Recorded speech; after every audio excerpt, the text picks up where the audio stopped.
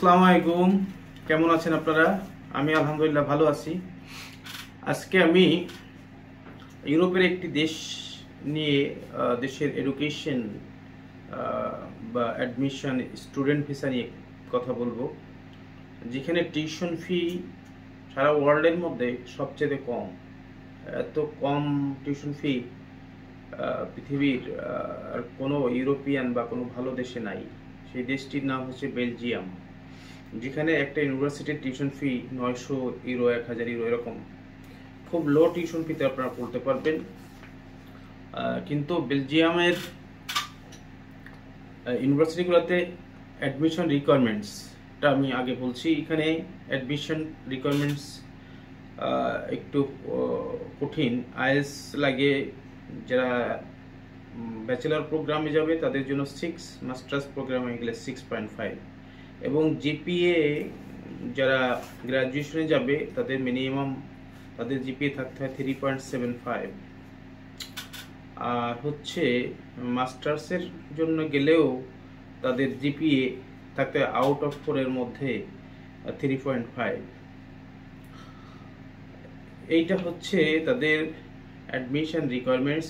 এবং admission requirements fill up করলে যেগুলো অন্যান্য অ্যানাদার ডকুমেন্টস লাগে, সেগুলো হচ্ছে তার রিকমেন্ডেশন লেটার লাগে। যে ইউনিভার্সিটি পড়ছে সেখান থেকে 2জন টিচার 2টা রিকমেন্ডেশন লেটার দিতে হয়, মোটিভেশন লেটার বা স্টাডি প্ল্যান, আপনি কি এই সাবজেক্টে কেন পড়ছেন, এই ইউনিভার্সিটি কেন চুজ করছেন, সেটার একটা ডেসক্রিপশন, যেটাকে বলে মোটিভেশন লেটার বলে, কেউ কেউ স্টাডি প্ল্যান বলে, কেউ সব বলে, যাই হোক এইটা দিতে হবে আপনাকে। আর সমস্ত ডকুমেন্ট সহ অ্যাপ্লাই করতে হয়। আপনার একটা সিভি কভার লেটার তৈরি করতে হবে, এবং হচ্ছে যে ইউরোপিয়ান স্ট্যান্ডার্ডে। আর আইএলটিএস এর ডকুমেন্টস, আইএলটিএস স্কোর শিট বা সার্টিফিকেট, একাডেমিক রেজাল্ট, এই একাডেমিক ডকুমেন্টসগুলো অ্যাটেস্টেশন করাতে হয়। প্রথম আপনি যে প্রতিষ্ঠান থেকে পাস করেছেন, এই প্রতিষ্ঠান থেকে ফার্স্ট অ্যাটেস্টেশন করিয়ে নিয়ে হেডমাস্টার বা প্রিন্সিপালকে দিয়ে দেন বোর্ড, অর্থাৎ ম্যাট্রিক ইন্টারমিডিয়েটের ক্ষেত্রে বোর্ড থেকে অ্যাটেস্টেশন করাতে হয়। বোর্ড থেকে অ্যাটেস্টেশন করানোর পরে তারপরে এডুকেশন মিনিস্ট্রি, তারপর ফরেন মিনিস্ট্রি তে অ্যাটেস্টেশন করার পরে তারপরে করতে হয় হচ্ছে বেলজিয়ামের যে বাংলাদেশে অর্থাৎ যেই অফিসটা আছে কনসুলেট অফিস, এখান থেকে অ্যাটেস্টেশন করাতে হবে একটা নির্দিষ্ট ফি দিয়ে। অ্যাটেস্টেশন করানোর পরে দেন ডকুমেন্টগুলো আপনি অ্যাডমিশনের জন্য পাঠাবেন, এবং পরবর্তীতে অফার লেটার পেলে, অফার লেটার অ্যাডমিশন কনফার্ম হওয়ার পরে আপনাকে ইন্ডিয়াতে, আমাদের কাছের এম্বাসি ইন্ডিয়া, তো ইন্ডিয়াতে ভিসার জন্য মূলত যেতে হয়। যেহেতু এখন ইন্ডিয়ার ভিসা বাংলাদেশ থেকে দিচ্ছে না, বন্ধ, সেই কারণে নেপাল থেকে ভিসা নেওয়া যেতে পারে। তো নেপালের অ্যাপয়েন্টমেন্ট পাওয়া সহজ, অ্যাপয়েন্টমেন্ট পাওয়া যায় অ্যাডমিশন অফার লেটার আসার পরে। তো এই অ্যাপয়েন্টমেন্ট পাওয়ার জন্য কিছু ক্রাইটেরিয়া থাকতে হয়। সেইগুলো হচ্ছে আপনার কিছু ডকুমেন্ট পাঠিয়ে অ্যাপয়েন্টমেন্টটা নিতে হয়। একটা হচ্ছে আপনার অ্যাপ্লিকেশন ফর্ম, আপনি যে ইউনিভার্সিটিতে, বেলজিয়ামের যে ইউনিভার্সিটিতে আপনি অ্যাপ্লাই করেছেন, সেই ইউনিভার্সিটিতে যে আপনি অ্যাপ্লিকেশন ফর্ম ফিল আপ করছেন তার একটা কপি রেখে দিতে হয়। আর হচ্ছে আপনি যেই অর্থাৎ ইন্ডিয়ান এম্বাসি বা নেপাল এম্বাসিতে বাংলাদেশ থেকে অ্যাপয়েন্টমেন্ট নিয়ে যেতে হয়, তো সেই অ্যাপয়েন্টমেন্টের একটা কপি নিতে হবে। আপনার একটা মেডিকেল ফিটনেস সার্টিফিকেট, মেডিকেল, সেটা হচ্ছে বেলজিয়াম যে কনসুলেট অফিস আছে, ওদের অথরাইজড কোনো মেডিকেল সেন্টার আছে, সেই মেডিকেল সেন্টার থেকে আপনাকে মেডিকেল রিপোর্টটা নিতে হবে, মেডিকেল করিয়ে। এবং আপনার একাডেমিক সমস্ত ডকুমেন্ট সাথে নিয়ে, আর হচ্ছে আপনার আইএলটিএস এর ডকুমেন্ট, একাডেমিক ডকুমেন্ট, সমস্ত ডকুমেন্ট নিয়ে আপনার নেপালে বা ইন্ডিয়াতে, যখন ইন্ডিয়ার ভিসা অ্যাভেলেবেল থাকবে তখন ইন্ডিয়া, আর যখন অ্যাভেলেবেল না থাকে তখন নেপালে গিয়ে আপনি বেলজিয়ামের ভিসার জন্য অ্যাপ্লাই করতে পারেন। তো দিল্লিতে যাবার পর, যদি কেউ ইন্ডিয়া থেকে করায়, যাবার পর ওখানে গেলে এই অ্যাপয়েন্টমেন্ট অনুযায়ী এম্বাসিতে গেলে প্রথম দিন ডকুমেন্ট রেখে আবার 2-3 দিন পর একটা ডেট দেয়, ইন্টারভিউ ডেট। তো সেখানে এম্বাসিতে অ্যাকচুয়ালি রিটেন টেস্ট নেয়। একটা রিটেন টেস্টটা নেওয়া হয় কি, আপনি যে স্টাডি প্ল্যানে যেগুলো লিখছেন ওইটা বেলজিয়াম থেকে আবার এটা এম্বাসিতে ফরওয়ার্ড করে দেয়, ওইটার উপরেই আপনাকে বিভিন্ন কোশ্চেন জিজ্ঞেস করে, বিভিন্ন কিছু লিখতে দেয়। সেটা আপনার নিজের লেখা যেই স্টাডি প্ল্যানটা থাকবে বা ছকটা থাকবে তার উপরই একটা রিটেন টেস্ট হবে, সেখানে ভালো করতে হবে। তো সব ডকুমেন্ট দেখে যদি ওকে হয়, কোনো ডকুমেন্ট যদি মিসিং না থাকে, সব ডকুমেন্ট ওকে হলে আপনি ইন্টারভিউতে টিকলে দেন ওরা আপনাকে আপনার পাসপোর্ট আপনার কাছে চাইবে এবং হয়তো বা কয়েকদিনের মধ্যে আপনাকে ভিসা স্টাম্পিং করে দিবে। আর যদি কোনো মিসিং থাকে ডকুমেন্ট, অর্থাৎ কমতি থাকে বা ঘাটতি থাকে, তখন হয়তো ওরা আপনার ফাইলটা বেলজিয়াম ইমিগ্রেশনে পাঠিয়ে দেবে। বেলজিয়াম ইমিগ্রেশন এটা চেক করবে, চেক করে যদি ওরা মনে করে ঠিক আছে, তাহলে আপনাকে একটা ইমেল করবে যে তুমি বাংলাদেশের কনসুলেটে তুমি তোমার পাসপোর্টটা সাবমিট করো। সাবমিট করলে সেটা কনসুলেট অফিস অথবা দিল্লি এম্বাসিতে পাঠিয়ে দেবে বা নেপালে পাঠিয়ে দেবে। ওইটা আপনার যাওয়া লাগবে না, আপনার ওইখানে স্টিকার ভিসা হয়ে চলে আসবে।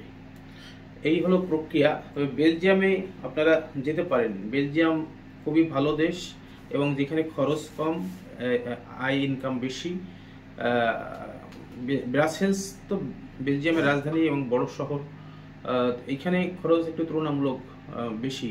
তো সেটা বেশি হলেও খুব বেশি না, হয়তো বা 300-350 ইউরোতে আপনার খাওয়া হয়ে যায়, 300-400 ইউরো খাওয়া হয়ে যায়।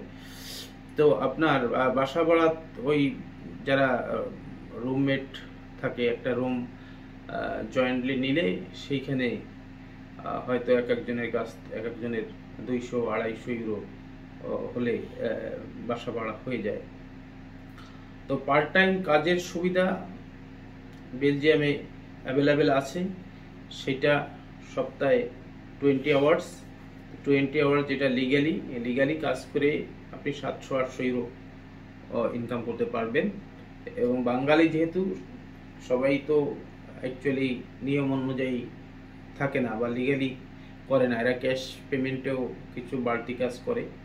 তো ক্যাশ পেমেন্টে করলে আরও 700-800 ইউরো, তার মানে মাসে 1500 বা 1600 ইউরো ইনকাম করা সম্ভব পড়াশোনার পাশাপাশি। আর যখন সামার থাকে, সামারের 3 মাস আপনি ফুল টাইম জব করে মাসে 3 থেকে 3500 ইউরো ইনকাম করতে পারবেন। তাতে আপনার খরচা বাদ দিয়ে আপনি বাড়ি আরও টাকা পাঠাতে পারবেন during the study in Belgium. আপনি পড়ার পাশাপাশি বাড়ি টাকা পাঠাতে পারবেন। আচ্ছা, এই আর হচ্ছে আপনার ভিসার জন্য অ্যাম্বাসিতে যাওয়ার কিছু যেই ডকুমেন্টগুলো সাথে নিয়ে যাবেন, সেটা হচ্ছে একটা অরিজিনাল 1 সেট ডকুমেন্ট নিতে হবে এবং 2 সেট ফটোকপি সাথে নিতে হবে। অফার লেটার সাথে নেবেন, অফার লেটারের photocopy original 1 set, photocopy 2 set. Bachelor all document আমি যেটা আগেই বলেছি, যেগুলো অ্যাটেস্টেড করতে হবে বিভিন্ন, অর্থাৎ এডুকেশন মিনিস্ট্রি, ফরেন মিনিস্ট্রি, সেটা নেবেন। আর হচ্ছে আপনার ভিসার জন্য বেলজিয়ামে দুইটা, আপনার যেই you are solvent to study in Belgium, you have to prove that. So you have to show in your account minimum 30 lakh টাকা, বাংলা বিডিটি টাকা, তো 13 লাখ, 13 লাখ। যদি সেটা আপনার অ্যাডমিশন হয় ব্রাসেলসে কোন ইউনিভার্সিটিতে, ব্রাসেলসের বাইরে হলে 10 থেকে 11 লাখ টাকা ব্লক অ্যাকাউন্ট করলে হয়। ব্লক অ্যাকাউন্ট করে টাকাটা আপনি বেলজিয়ামে পাঠিয়ে দিবেন এবং ওরা প্রতি মাসে মাসে আপনার 1000 ইউরো করে ফেরত দিবে। আরেকটা ওয়ে আছে হচ্ছে ব্লক অ্যাকাউন্ট না করেও যদি আপনাকে কেউ স্পন্সর করে, তো সেক্ষেত্রে যদি আপনি সিঙ্গেল অ্যাপ্লাই করেন ওয়াইফ ছাড়া, তো সেক্ষেত্রে আপনাকে 40 লাখ টাকার ব্যাংক অ্যাকাউন্ট দেখাতে হবে এবং প্রতি মাসে যে তার অ্যাকাউন্টে 5 লাখ টাকা ঢুকতেছে সেটা দেখাতে হবে, শো করতে হবে। তো সেইটা টাফ এবং সেক্ষেত্রেও কিছুটা ভিসার জন্য রিস্ক থাকে।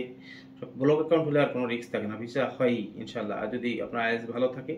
আরেকটা জিনিস যে ইন্ডিয়ান এম্বাসিতে বা নেপাল এম্বাসিতে যদি আইএলটিএস স্কোর কারো ভালো থাকে, একাডেমিক রেজাল্ট ভালো থাকে, তাহলে সেই ক্ষেত্রে তার ইন্টারভিউ নাও নিতে পারে। তার ডকুমেন্টের উপর দেখে ওরা প্লিস্ট হয়েও ভিসা দিয়ে দিতে পারে। এবার কজেস অফ ভিসা রিজেকশন, কেন ভিসা রিজেকশন হয়, মই দিয়ে কোনো ইউনিভার্সিটি হয়তো অফার লেটার দিতে পারে, ছোটখাটো কলেজ ইউনিভার্সিটিতে, কিন্তু ভিসা দিবেন আপনাকে, এটা নিশ্চিত 100%। কোনো ফেক ডকুমেন্ট থাকলে আপনি রিজেক্ট হবেন। আর হচ্ছে যে ডকুমেন্ট অনেক সময় ল্যাকিং এর কারণেও রিফিউজ করে দেয়। স্পাউস আপনার সাথে যেতে পারবে, তবে স্পাউসের ভিসা আগে হবে না, আগে আপনার ভিসা হবে, তারপরে স্পাউসের ভিসা হবে। স্পাউসকেও ইন্ডিয়ান এম্বাসি বা নেপালি এম্বাসি ইন্টারভিউ নিতে পারে। আর স্পাউস সহ অ্যাপ্লাই করলে 70 থেকে 80 লাখ টাকা আপনার ব্যাংকে দেখাতে হবে। যদি কেউ স্পন্সর করে প্রতি মাসে 9-10 লাখ টাকা অ্যাকাউন্টে ঢুকতে হবে। আর যদি ব্লক অ্যাকাউন্ট করেন তাহলে 25 লাখ টাকা বাংলা টাকায় ব্লক অ্যাকাউন্ট করতে হবে।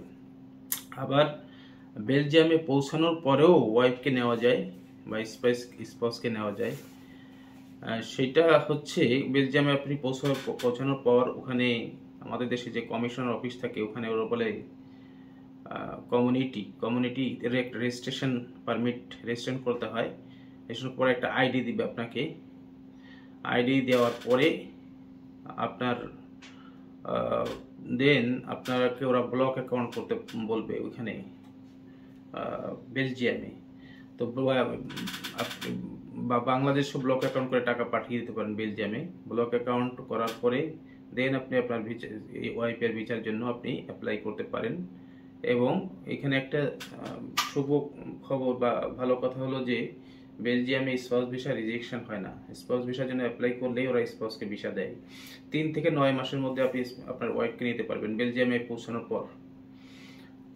আর যদি দুইজনে কেউ যায়, দুইজনে আপনার বেলজিয়ামে আফটার গ্রাজুয়েশন, আপনি গ্রাজুয়েশন করার পর 1 বছর আপনি কাজ করার অনুমতি পাবেন। সেই 1 বছর আপনি আপনার ওয়াইফ দুজনে মিলে কাজ করলে এক একজনের $3,500 $6,000-7,000 মান্থলি ইনকাম করা যায়। তো বেলজিয়ামে কেউ যদি পার্মানেন্ট হতে চায়, পার্মানেন্ট হওয়ার জন্য তাকে ইংরেজির পাশাপাশি তাকে ফ্রেঞ্চ ল্যাঙ্গুয়েজ বা ডাচ ল্যাঙ্গুয়েজ শিখলে ভালো। ফ্রেঞ্চ শিখলে ভালো, যারা অর্থাৎ যারা ডাচে কথা বলে তারা ইংরেজিও ভালো বুঝে, যার ফলে তাদের সাথে কথা বলার জন্য ইংরেজিতে বললেই চলে। বাট ফ্রেঞ্চ যে সমস্ত এলাকাতে অর্থাৎ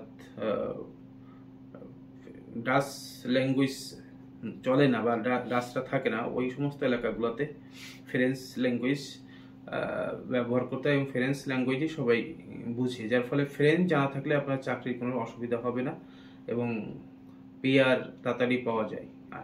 আইএলটিএস এর পাশাপাশি ফ্রেঞ্চ থাকলে পিআর হয়ে যায় দ্রুতই। সো এই ফ্রেঞ্চটা শিখতে হবে যারা আপনারা ওখানে সেটেল হতে চান। আর হচ্ছে যখন পিআর গ্রাজুয়েশন করার পরে যখন আপনি জব করবেন, জব করলে হচ্ছে আপনার 1 বছরের ওয়ার্ক করার পরে আপনি পিআর এর জন্য আবেদন করতে পারবেন। পিআর এর জন্য আপনার ফ্রেঞ্চ ল্যাঙ্গুয়েজ 1 বছরের জব থাকলে পিআর হয়ে যাবে। আচ্ছা, এরপরে হচ্ছে আমি কতগুলো ইউনিভার্সিটির কথা বলবো এখন, যে ইউনিভার্সিটিগুলোর আপনারা অ্যাপ্লাই করতে পারেন ব্যাচেলর প্রোগ্রামের জন্য। ব্যাচেলর প্রোগ্রামের জন্য অ্যান্টওয়ার্প ইউনিভার্সিটি অ্যান্ড আপনার ইউনিভার্সিটি, আরও কতগুলো ইউনিভার্সিটি আছে যেগুলো টিউশন ফি অনেক কম। সেটা হলো university of Ghent, Charleroi and Brussels, university of Veris, university of Namur. তো এই যে ইউনিভার্সিটি অফ ঘেন্ট, এখানে tuition fee 1000 euro and university of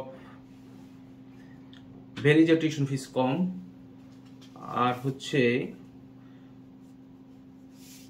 আপনার ইউনিভার্সিটি অফ অ্যান্টওয়ার্প, এখানেও টিউশন ফি কম। তো এখানে আপনারা 900 থেকে 1000 ইউরোর মধ্যে বিভিন্ন ইউনিভার্সিটিতে পড়তে পারবেন, পড়াশোনা করতে পারবেন। Language in Belgium followed by free and French and Germany, android, Ghent, Charleroi and Brussels and university of Verich, university of Namur, এই ইউনিভার্সিটিগুলায় টিউশন ফি কম আছে। আচ্ছা, Netherlands to the north, France to the south and west, Germany the east and Luxembourg to the north east. আপনার অর্থাৎ বেলজিয়ামের population 1,18,70,096 জন মোট। Dutch is the most widely spoken language, অর্থাৎ ডাচ বেশি চলে। বাট আমি আগেই বলেছি যে ডাচ ল্যাঙ্গুয়েজ যারা কথা বলে বা যারা ডেনিশ, তারা ইংরেজি ভালো জানে, তাদের জন্য কথোপকথনের জন্য ইংরেজি চলে।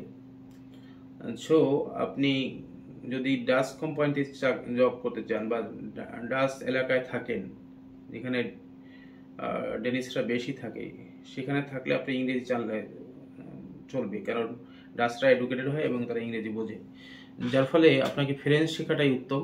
ফ্রেঞ্চ শিখলে আপনি পুরা বেলজিয়ামে সুন্দরভাবে চলতে পারবেন, সব জায়গায় চাকরি বাকরি কাজকর্ম করতে পারবেন এবং বিজনেসও করতে পারবেন। আপনি যে কোনো বিজনেস লাইসেন্স পাবেন বিজনেস করার জন্যে। তো যারা বেলজিয়ামে অ্যাকচুয়ালি প্রতিষ্ঠিত হতে চায়, তারা ফ্রেঞ্চ ল্যাঙ্গুয়েজ শেখা তাদের অত্যাবশ্যক।